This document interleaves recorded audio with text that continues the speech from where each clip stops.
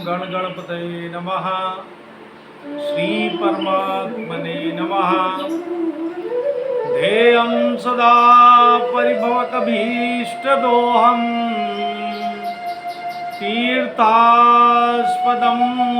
शिवविरञ्चनुतं शरण्यं भृत्यार्तिहतप्रणतपाल भवादिपूतं वन्दे महापुरुष ते चरणारविन्दम्।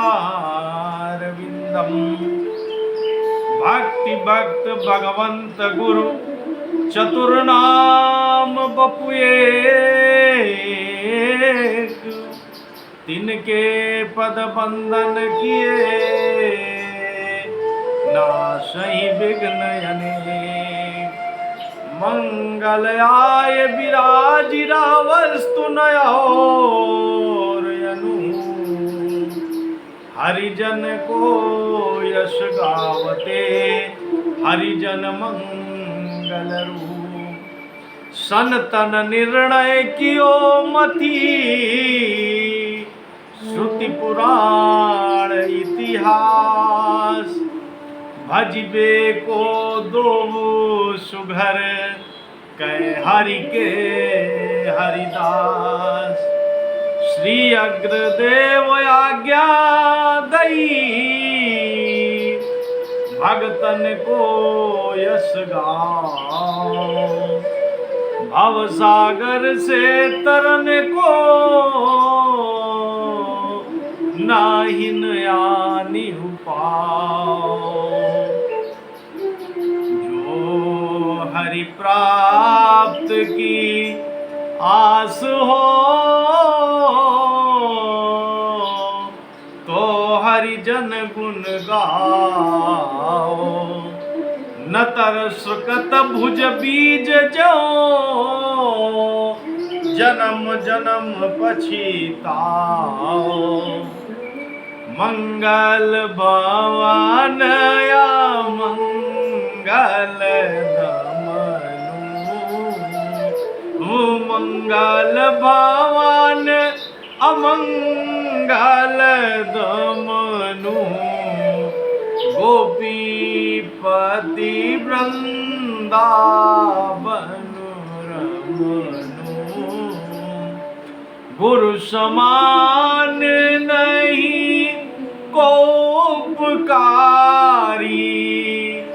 देखे वो करी विचार जग झारी, देखे वो करी विचार जग झारी। बोलो श्यावर रामचंद्र की जय, उमापति महादेव की जय, राधा माधव सरकार की जय। जय जय सब संतन की जय, जय जय सब भक्तन की जय। श्री रामानुजाचार्य जी का चरित्र नाभादास जी ने आपके लिए जो छप्पय लिखा है उसका स्मरण। साहस आस उपदेश करी, जगत उदार जनत कियो। गोपुर होइया रूढ़ ऊंच, स्वर मंत्र उचार्यो। सूते नर परे जागी, बहातरी श्रवण निधार्यो। तितने गुरुदेव पद्धति भई न्यारी न्यारी। पुरतारक शीस प्रथम भक्ति बपु मंगलकारी। कृपन पाल करुणा समुद्र, रामानुज सम नहीं बियो। साहस आश उपदेश करी, जग उदाहरण जगत कियो। बोलो श्री रामानुजाचार्य जी भगवान की जय। सहस्त्र मुख वाले शेष भगवान के अवतार श्री रामानुजाचार्य ने भक्ति पक्ष का उपदेश देके संसार के भक्त जनों के ऊपर बहुत ही कल्याण किया। आपके गुरुदेव भगवान ने आपको गुप्त मंत्र दिया था, मगर आपने संसार के हित के लिए अपने गुरुदेव की आज्ञा का उल्लंघन करके और ऊंचे शिखर पर चढ़कर उस मंत्र को उच्च स्वर में बोला, जिससे कि उसको 72 लोगों ने सुना और फिर वो पूरे संसार में व्याप्त हो गया। श्री रामानुजाचार्य भगवान विद्वान, सदाचारी, धैर्यवान, सरल एवं उदार थे। ये आचार्य अलवंदार यमुनाचार्य की परंपरा में थे। इनके पिताजी का नाम केशव भट्ट था। ये दक्षिण के तिरुपुदूर नामक क्षेत्र में रहते थे। जब इनकी अवस्था बहुत छोटी थी तभी इनके पिता का देहांत हो गया और ये कांची जाकर यादव प्रकाश नामक गुरु से वेद अध्ययन किया। विद्या, चरित्र बल और भक्ति के रामानुजादूती थे।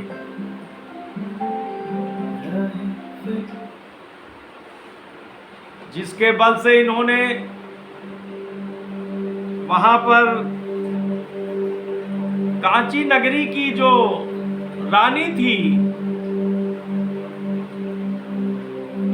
उनको प्रेत बाधा से मुक्त किया। जब महाराज यमुनाचार्य जी अपने आखिरी समय में आपको श्रीरंगम बुलवाया, तब आप श्रीरंगम पहुंच ही नहीं पाए थे। इसके पहले श्री गुरु महाराज यमुनाचार्य जी का प्राणायंत हो गया, वो देहावसानी हो गए। मगर जब आप पहुंचे तो आपने देखा कि गुरु महाराज की 3 उंगलियां मुड़ी हुई। इस रहस्य को और लोग न समझ सके,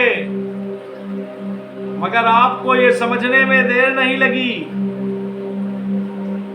और इन 3 उंगलियां मुड़ने का आपने अभिप्राय लगाया कि गुरुदेव भगवान हमसे चाह रहे हैं कि विष्णु सहस्रनाम, ब्रह्म सूत्र और दिव्य प्रबंधम जो श्री यमुनाचार्य जी की कृति थी, इनका टीका करवाना चाहते हैं। तब आपने श्री यमुनाचार्य जी के मृत शरीर को प्रणाम करके और आपने ये वचन दिया कि हम इस कार्य को पूरा करेंगे। और आपने जैसे ही ये वचन दिया वैसे ही श्री यमुनाचार्य मृत शरीर की 3 उंगलियां सीधी हो गई। इस तरह से आपने गृहस्थ आश्रम में रहते हुए इन कार्यों को करने लगे। मगर जब गृहस्थ आश्रम में इन कार्यों के करने में आपको बाधा उत्पन्न हुई तो आपने गृहस्थ आश्रम को त्याग दिया और श्रीरंगम जाकर महात्मा नंबी से अष्टाक्षर मंत्र ओम नमो भगवते वासुदेवाय, ओम नमो नारायणाय, ओम नमो नारायणाय अष्टाक्षर मंत्र की दीक्षा लिया। तब आपके गुरुदेव भगवान ने इस मंत्र को गुप्त रखने के लिए कहा, मगर आपने लोगों को ले जाकर एक ऊंचे मंदिर के ऊपर चढ़कर और बहुत ही उच्च स्वर में इस मंत्र को बोल दिया, जिसको कि 72 लोगों ने सुना। जब ये बात आपके गुरुदेव भगवान को पता चली तो गुरुदेव भगवान ने कहा कि देखिए, तुमने गुरु की आज्ञा का उल्लंघन किया है, इसलिए तुमको नरक की यातनाएं झेलनी पड़ेगी। तब आपने गुरुदेव भगवान से कहा कि जिन लोगों ने सुना है इस संसार के कल्याण के लिए, उन लोगों को नरक से मुक्ति मिल जाए और हमको नरक में ही परम सुख है। इस तरह के भाव को जानकर आपके गुरुदेव भगवान ने आपको गले से लगा लिया। एक बार आपने जगन्नाथपुरी की यात्रा किया और वहां जगन्नाथ जी के दर्शन करके आपको बड़ा ही आनंद हुआ, मगर जब देखा कि वहां पंडों का आचरण वेद विरुद्ध है, वहां पर किसी प्रकार का आचार विचार जो शास्त्र विदित है वो कहीं आपको दिखाई ना पड़ा। तो आपने ये बात जाकर वहां के राजा से बताई। राजा आपको बहुत ही मानते थे, वो आपके प्रति बहुत समर्पित थे। उन्होंने आपकी बात को स्वीकार करके और मंदिर से सारे पंडे पुजारियों को अलग कर दिया और अपने 1000 कार्यकर्ताओं को वहां मंदिर की व्यवस्था में लगा दिया। अब आपके बताए हुए रास्ते से भगवान जगन्नाथ जी की पूजा याचना भोग प्रसाद सब होने लगा,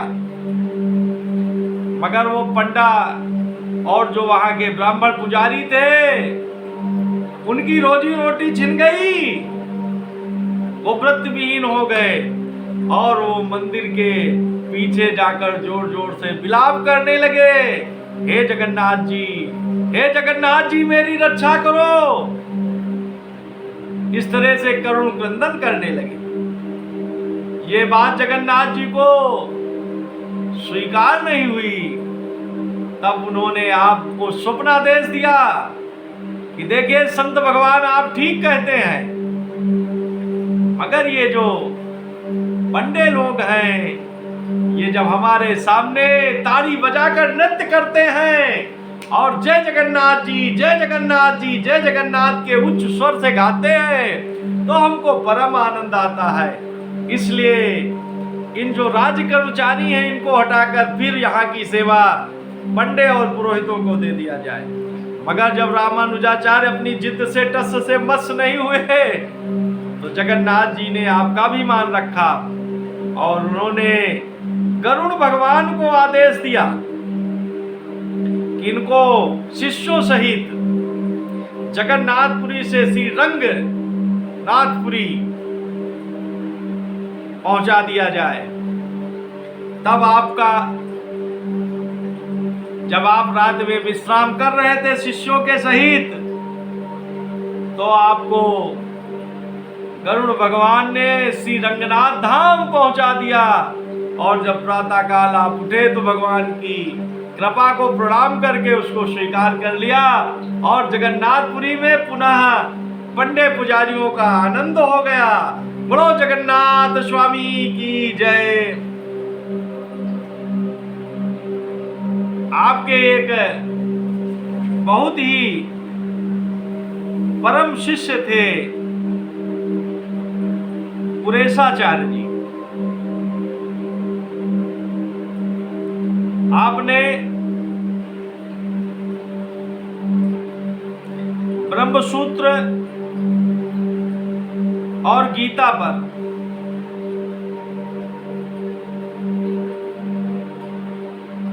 भाष्य लिखा, जो श्री भाष्य के नाम से प्रसिद्ध है।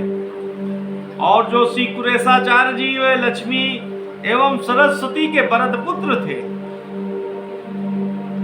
श्री रामानुजाचार्य जी के शिष्यों में कुरेशाचार्य जी का नाम अत्यंत विशिष्ट है। कांचीपुर से 2 कोस की दूर पर कूरपुर नामक एक राज्य है। कुरेश जी वहीं के राजा थे। संतों, वैष्णव, ब्राह्मणों, दीन दुखियों की सेवा के प्रति समर्पित थे। उनके वहां सूर्योदय से लेकर सूर्यास्त तक अन्न, वस्त्र, द्रव्य वितरित ही होते रहते थे।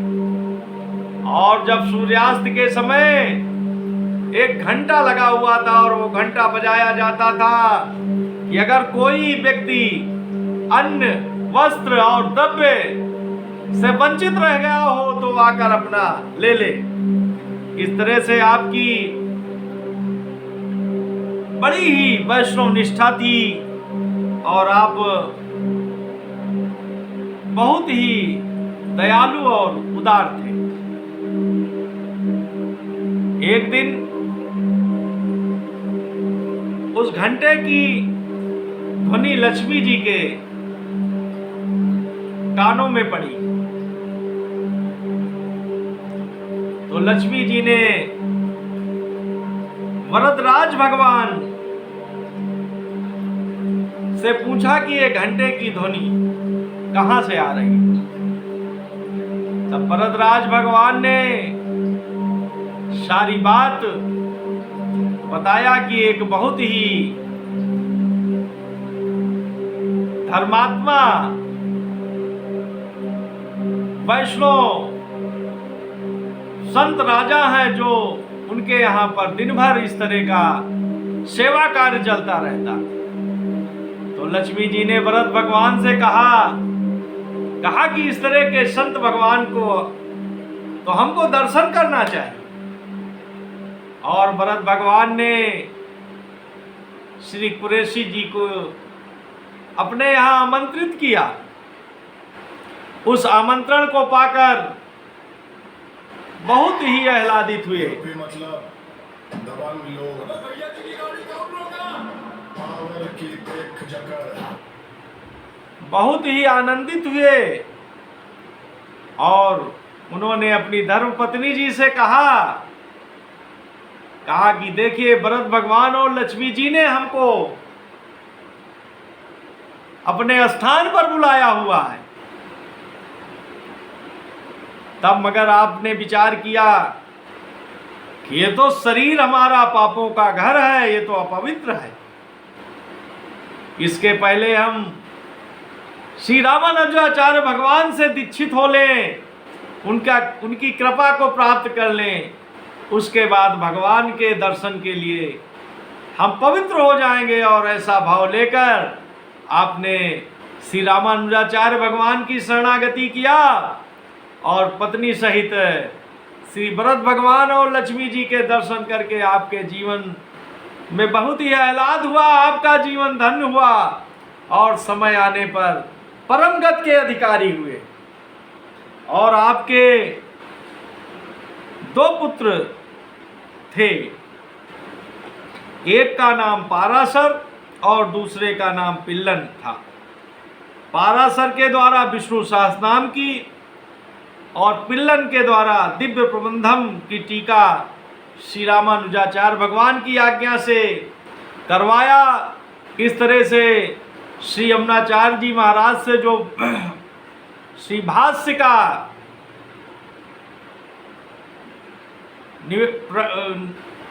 श्री भाष्य के लिए रामानुजाचार्य भगवान ने कहा था वो सब पूर्ण हो गया।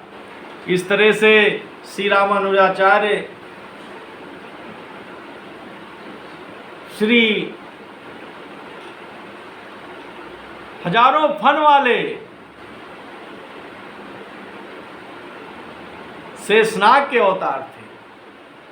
और ये जो पंथ था इसकी आचार्य श्री लक्ष्मी जी स्वयं थी, इसलिए इसका नाम श्री पंथ के नाम से पड़ा। इस तरह से हम संत भगवान श्री रामानुजाचार्य जी भगवान के चरणों में प्रणाम करते हैं और हम लोगों के भी जीवन में भक्ति का मार्ग प्रशस्त हो और वो भगवान के दिए हुए मंत्र का हम लोगों के जीवन में भी प्रभाव पड़े और हम लोग अपने जीवन में आत्मसात करके अपने जीवन को धन्य करें। बोलो श्री रामानुजाचार्य भगवान की जय, भरत भगवान की जय, लक्ष्मी मैया की जय। योगेशं सच्चिदानंदं वासुदेवं ब्रजप्रियं धर्म संस्थापकं वीरं कृष्णं वंदे जगद्गुरुं, श्री कृष्णं वंदे जगद्गुरुं। श्री कृष्णार्पणमस्तु। नमो पार्वती पते। हर हर महादेव। हर हर